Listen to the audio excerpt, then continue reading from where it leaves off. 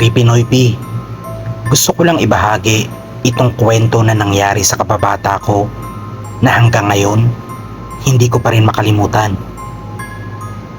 Simple lang yung bahay nila, pero may kakaiba sa kwarto niya, lalo na sa kama.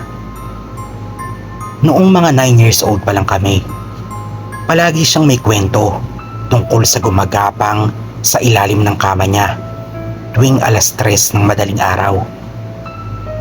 Akala ko dati gawa-gawa lang ng imahinasyon niya.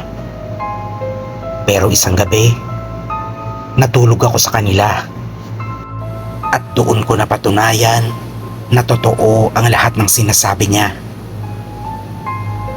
Habang natutulog kami, nagising ako dahil may narinig akong garalgal na paghinga.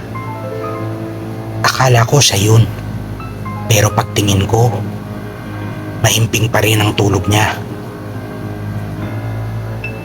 Yung tunog na galing sa ilalim ng kama, mabagal, malalim, parang hayop na may bara sa lalamunan. Tumigil ako sa paghinga at dahan-dahang sumilip sa gilid.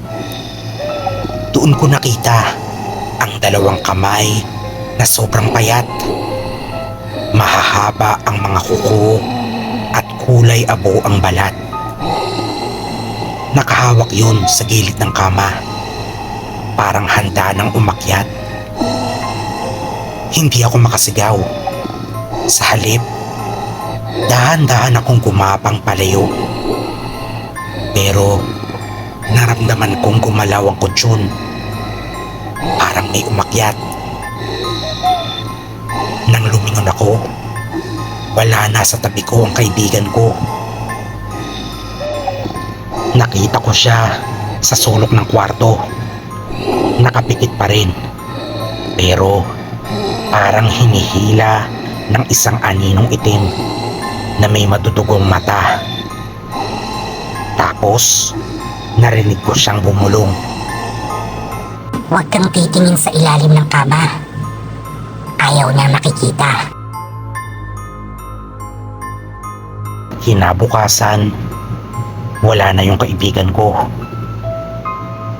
Ang sabi ng mga magulang niya, naglayas daw. Pero alam kong hindi yun ang totoong nangyari.